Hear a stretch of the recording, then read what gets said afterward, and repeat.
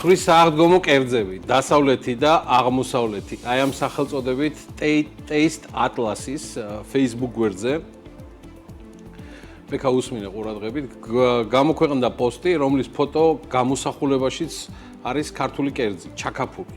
ჩაკაფულია წარმოდგენილი, ფლად. პოსტს ანდართული აქვს Taste Atlas-ის მული, რომელსაც მსოფლიოში სხვათა შორის ცხვრის საუკეთესო კერძების რეიტინგზე გადაუყავართ. ჩანახი, ჩაკაფული, ხაშლამა, აი ეს არის ის კერძები, რომლებიც ასეულში ასე ვთქვათ, სხვადასხვა ადგილებს იკავებენ და გადანაწილდნენ. მე შეგახსენებთ, რომ Taste Atlas-ის გამოკითხვებით რეიტინგის შედგენის მიზანი არის სხვადასხვა ქვეყნის ადგილობრივი საკვების პოპულარიზაცია. პირველ სამ ადგილს ბერძნული და თურქული კერძები იკავებენ. ქართული კერძებიდან რეიტინგში პირველი 4.4 ქულით, 26 ადგილზე მოვხდით, მაგრამ ყველას აჯობა ჩანახმა. 26 ადგილზე ვართ. სოფლიო კვების ატლასის გვერდზე აღნიშნულია, რომ კერძი ცხვრის ხორცით, ბადრიჟნით, ხახვით, ბულგარული წიწაკით, პამიდურით, ნივრით, ოხრახუშითა და ბაზილიკის ინგრედიენტებისგან მზადდება. როგორც პირადად ჩემი, ასევე მინდა გითხრათ, რომ ჩემი ოჯახის მეგობრებისგან თუ პირადად ჩემი მეგობრებისგან ვიცი, რომ დედაჩემის დამზადებული ჩანახი ერთ-ერთი საუკეთესოდ ითვლება დღემდე. იდეაში როგორც პირადად ჩემთვის მისი ყველა მომზადებული კერძი. ჩაკაფული ცხვრის კერძების რეიტინგში არის 38 ადგილზე.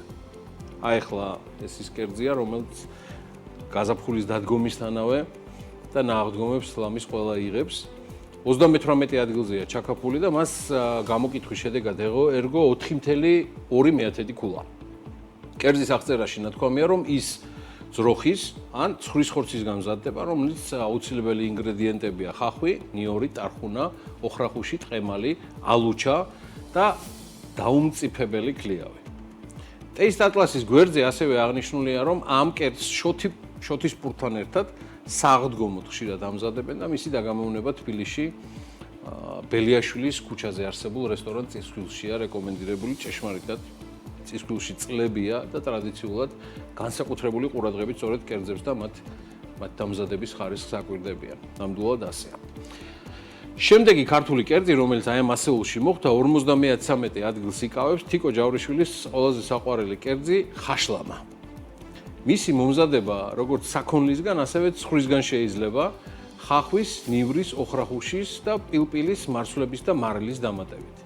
იმის გამო, რომ ხორცის ნაჭრებს მხოლოდ სანელებლები ემატება, ხაშლამა მხოლოდ საუკეთესო ხორცის ნაჭრებს წარმოადგენს. რეიტინგის ავტორები აღნიშნავენ, რომ მზადება სავარაუდოდ კახეთში დაიწყეს და ის რეგიონის ესე ვთქვათ საფირმო კერძად სახელდება და იდეაში ესეც ჩამოყალიბდა. მოკლედ, რაც არ გვიჭირს ქართველებს სამზარეულოა და ჩვენებური კერძებია, რომელთაც ცალკე შეგვიძლია გაუთქვათ სახელი ჩვენ სამშობლოს, რასაც ჩვენი საქართველოსთან დროებით თუ მუდმივად გადახვეწილი მოქალაქეები არ ხერხებენ კიდევაც საკმაოდ მომრავლებული ქართული რესტორნების საშუალებით მთელ მსოფლიოში და მინდა გითხრათ, ერთ-ერთ ასეთ რესტორანზე, ქართულ რესტორანზე ამ კვირას ბიზნესის კვირაულში მოგიყვებით ჩვენი ამერიკის ბიუროს მიერ არის მომზადებული არაჩვეულებრივი ვიდეო ისტორია ჩიკაგოში ქართული რესტორნის შესახებ.